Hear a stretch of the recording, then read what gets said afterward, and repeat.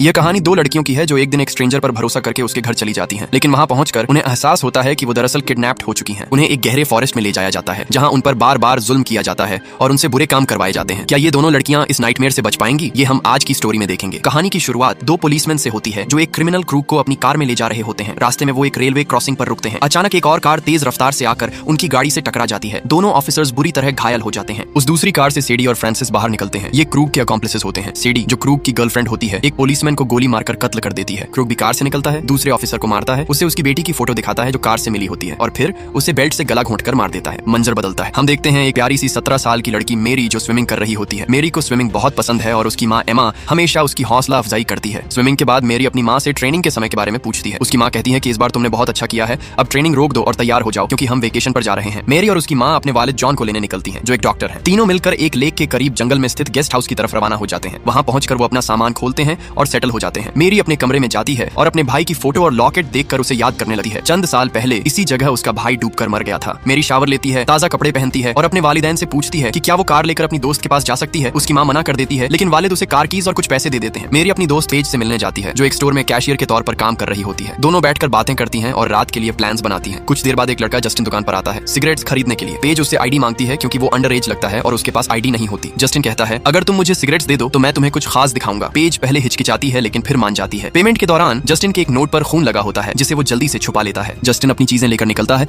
और पेज और मेरी उसके साथ उसके घर चली जाती हैं। वहां पहुंचकर पेज मेरी से कहती है कि कार में वेट करो और खुद जस्टिन के साथ अंदर चली जाती है। मेरी कुछ देर वेट करती है लेकिन फिर अंदर आती है और देखती है कि पेज जस्टिन के साथ बैठकर स्मोकिंग कर रही है। मेरी कहती है कि देर हो रही है, चलना चाहिए, लेकिन पेज उसे इंसिस्ट करती है कि वो भी ज्वाइन करे और एक स्पेशल सिगरेट ट्राई करे। पहले मेरी इनकार करती है, फिर मान जाती है। इसी दौरान मेरी को उसकी माँ का फोन आता है जो कहती है कि अंधेरा होने से पहले वापस आ जाओ। मेरी झूठ बोल देती है कि वो पेज के घर पर नाइट स्टे करेगी। तीनों स्मोकिंग करते हुए बातें करते रहते हैं और मेरी और पेज जस्टिन के साथ फ्रेंडली हो जाती हैं। सब कुछ ठीक लग रहा होता है, लेकिन अचानक क्रूग अपनी गर्लफ्रेंड सेडी और फ्रांसिस के साथ पहुंच जाता है। असल में क्रूग जस्टिन का फादर होता है और जस्टिन जानता है कि उसका बाप डेंजरस है। उसे देखकर जस्टिन डर जाता है। क्रूग मुस्कुराकर कहता है, वाओ कितनी क्यूट लड़कियां हैं, हमें इंट्रोड्यूस नहीं करोगे? जस्टिन मेरी और पेज का तारुफ करवा देता है, लेकिन क्रूग जस्टिन को मारता है और गुस्से से कहता है, क्या तुम्हें नहीं पता कि स्ट्रेंजर्स यहाँ अलाउड नहीं है? हमारे फोटोज अखबार में मोस्ट वांटेड लिस्ट में है। पुलिस हमें ढूंढ रही है और तुम यहाँ लड़कियों के साथ पार्टी कर रहे हो। मेरी जल्दी से कहती है, हमें कोई फर्क नहीं पड़ता, हम किसी को नहीं बताएंगे, हम प्रॉमिस करते हैं। लेकिन क्रूग ठंडे लहजे में कहता है, तुमने हमारे चेहरे देख लिए हैं, हम ये रिस्क नहीं ले सकते। पेज घबराकर बाथरूम की तरफ भागती है। वो फोन करने की कोशिश करती है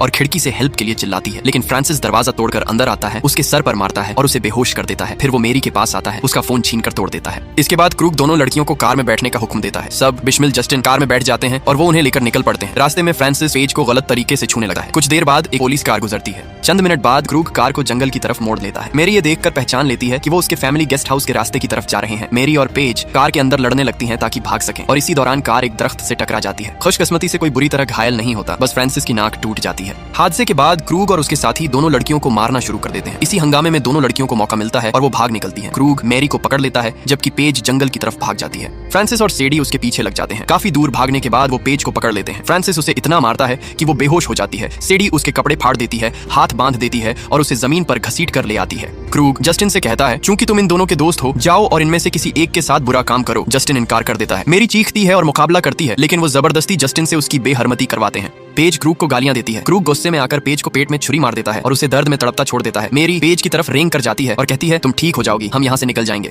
गुस्से में वो क्रूग को बुरा भला कहती है। ये सुनकर क्रूग और भड़क जाता है। वो मेरी के कपड़े फाड़ने लगता है। उसकी गर्लफ्रेंड भी उसकी मदद करती है जबकि मेरी चीखती है, मैं किसी को कुछ नहीं बताऊंगी, प्लीज मुझे जाने दो। लेकिन ये संगदिल आदमी उसकी एक ना सुनता और घंटों उस पर जुल्म करता है। किसी तरह मेरी हिम्मत जमा करके पत्थर उठाती है और क्रूग के सर पर मारती है, फिर भागी है। फ्रांसिस उस पर गोली चलाता है लेकिन निशाना खत्ता हो जाता है। मेरी ले की तरफ दौड़ती है और पानी में छलांग लगा देती है। क्रूग और उसके साथी किनारे से उस पर फायर करते रहते हैं। किनारा पार करने से पहले ही एक गोली उसे लग जाती है। जख्मी हालत में मेरी पानी में बेहोश हो जाती है। बारिश तेज हो जाती है और क्रूग और उसकी टीम ये समझकर चली जाती है कि वो मर गई है। इसी दौरान उनकी कार तबाह हो चुकी होती है। फ्रांसिस जख्मी होता है और वो पनाह ढूंढते हैं। उन्हें करीब ही एक गेस्ट हाउस नजर आता है। ये वही जगह होती है जो मेरी के वालिदैन की है। मेरी की माँ दरवाजा खोलती है। क्रूग और उसके साथी कहते हैं कि उनकी कार खराब हो गई है और वो मदद चाहते हैं। वो उन्हें अंदर आने देती है। चूंकि मेरी का बाप डॉक्टर होता है, वो फ्रांसिस की नाक का इलाज करने लगा है। मेरी की माँ कहती है कि इस मौसम में बाहर जाना मुमकिन नहीं और चूंकि उनके पास कार नहीं है, उन्हें रात यहीं गेस्ट हाउस में गुजारनी होगी। ये लोग मान जाते हैं। उसकी माँ उनके लिए कॉफी बना देती है। कुछ देर बाद जस्टिन जब कप्स लेकर किचन जाता है, वो फ्रिज पर मेरी की फोटो देखता है और हकीकत जान जाता है। ये वही मेरी के वालिदैन हैं, लेकिन वो चुप रहता है क्योंकि वो डरता है कि अगर उसने कुछ कहा तो क्रूग उन्हें भी मार देगा। बाद में जस्टिन बाथरूम जाता है, बैठकर रोने लगता है। वो शर्मिंदा होता है कि अगर वो मेरी और पेज को वहां न लेकर जाता तो वो आज जिंदा होती। फिर वो किचन में आता है और मेरी का लॉकेट जो उसने टॉर्चर के दौरान छुप कर रख लिया था वहाँ एक कप के साथ रख देता है और चुपके से चला जाता है। मेरी की माँ फिर क्रूग, फ्रांसिस, सेडी और जस्टिन को एक और नियर बाय गेस्ट हाउस में छोड़ आती है। रात गए हम देखते हैं कि मैरी बुरी तरह जख्मी होने के बावजूद लेक पार करके अपने घर के करीब पहुंच जाती है, लेकिन उसकी माँ उसे देख नहीं पाती और वापस अंदर चली जाती है। रात को बाद में जब मेरी के वालिदैन कमरे में होते हैं तो वो बाहर आवाजें सुनते हैं। वो बाहर निकलते हैं और देखते हैं कि मेरी जमीन पर पड़ी है। वो खौफजदा होकर उसे अंदर ले आते हैं। पता चलता है कि उसे गोली लगी है, लेकिन खुशकिस्मती से वो जिंदा है। एमा फौरन किचन में जाती है ताकि मेडिकल सप्लाईज लेकर गोली निकाल सके। वहाँ उसे मेरी का लॉकेट नजर आता है, वही लॉकेट जो वो जाते वक्त पहने हुई थी। जस्टिन ने वहीं रख दिया था। एमा वो लॉकेट उठाकर जॉन को दिखाती है और कहती है जब मेरी घर से निकली थी तो ये पहन रखा था और अब ये किचन में मिला है और किचन में सिर्फ क्रूग का बेटा जस्टिन गया था। इसका मतलब ये है कि ये लोग ही उसके साथ ये सब कुछ करके आए हैं। यह सब कहते हुए वह दोनों झारो कतार रोने लगे। जैसे ही जॉन ने मेरी का इलाज शुरू किया उसे अंदाजा हुआ कि उसकी बेटी के साथ ब्रूटली रेप्ड किया गया है। ये देखकर वह गुस्से से भर गया। उसने कसम खाई कि वह उन लोगों को कभी नहीं छोड़ेगा, लेकिन सबसे पहले उसे अपनी बेटी की जान बचानी थी।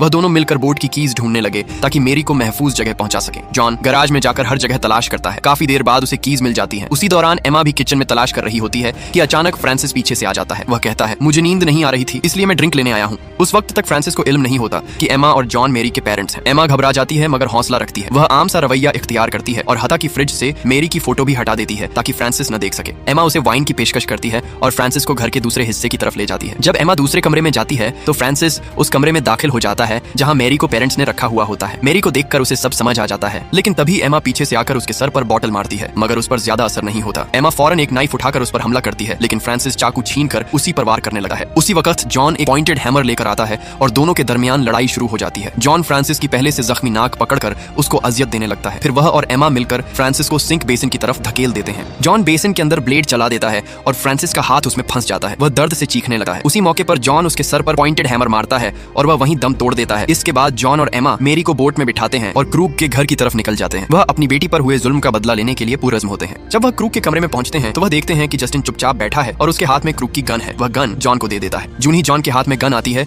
वह क्रूग की गर्लफ्रेंड को गोली मार देता है जो उसके कंधे पर लगती है। क्रूग जाग जाता है और अपनी हिफाजत के लिए जॉन पर चीजें फेंकने लगता है। जॉन मजे गोलियां चलाता है लेकिन क्रूग खिड़की से कूदकर भाग निकलता है। इतने में सेडी एक रॉड लेकर जॉन पर हमला करने आती है। वह उसे मारता है और एमा फौरन उसे गोली मारकर वहीं खत्म कर देती है। एमा फिर मेरी के पास बोट पर वापस चली जाती है जबकि जॉन क्रूग को ढूंढने निकलता है जो उनके घर की खिड़की से अंदर घुसकर कहीं छिप गया होता है। जॉन काफी देर तक ढूंढता है मगर उसे नहीं पाता। फिर वह चीख कर कहता है अगर तू मर्द है तो बाहर आ और मेरा मुकाबला कर। अचानक क्रूग पीछे से आकर उस पर हमला कर देता है। दोनों के दरमियान खतरनाक लड़ाई शुरू हो जाती है। क्रूग चूंकि एक खतरनाक क्रिमिनल होता है इसलिए वह जॉन पर हावी हो जाता है और उसे बुरी तरह जख्मी कर देता है। लेकिन तभी जस्टिन आकर क्रूग पर गन तान देता है मगर उसे पता चलता है कि गन में बुलेट्स नहीं है। क्रूग उसे पकड़कर मारने लगता है। उसी लम्हे एमा अंदर आती है और क्रूग पर फायर एक्सटिंग्विशर का गैस छिड़क देती है। जॉन एक रॉड उठाता है और दोनों मिलकर क्रूग को इतना मारते हैं कि आखिरकार वह मर जाता है। अगली सुबह हम देखते हैं कि जॉन, एमा, मेरी और जस्टिन लेक पार करके बोट से वापस जा रहे हैं। लेकिन कहानी यहीं खत्म नहीं होती। असल में क्रूग मुकम्मल तौर पर मरा नहीं होता, वह सिर्फ बेहोश होता है। जॉन जो जानता है कि एक फौरी मौत उस शख्स के लिए काफी नहीं जिसने उसकी बेटी को अजियत दी, फैसला करता है कि वह अपना बदला अलग तरीके से लेगा। वह क्रूग के जिस्म की कुछ नर्व्स काट देता है ताकि वह हरकत न कर सके। फिर जॉन क्रूग का सर माइक्रोवेव के अंदर रखता है। जैसे ही वह उसे ऑन करता है माइक्रोवेव आहिस्ता आहिस्ता गर्म होने लगता है। क्रूग का सर अंदर से पिघलने लगा है, यहाँ तक कि अचानक फट जाता है। उसी वक्त क्रूग एक होलनाक मौत मर जाता है। यूं जॉन अपनी बेटी पर हुए जुल्म का पूरा बदला ले लेता है और इसी के साथ कहानी खत्म हो जाती है। तो दोस्तों, उम्मीद है आपको यह कहानी पसंद आई होगी। फिर मिलेंगे एक और थ्रिलिंग कहानी के साथ।